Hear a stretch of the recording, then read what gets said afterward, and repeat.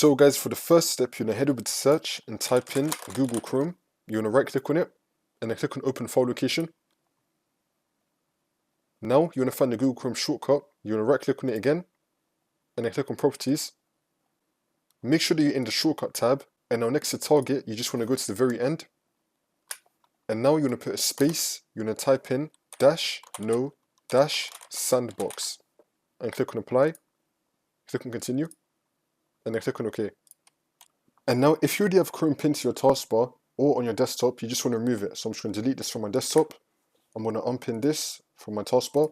Now you want to pin this new Google Chrome to your taskbar and to your desktop. So you're going to right click on this, click on show more options, create shortcut, click on yes.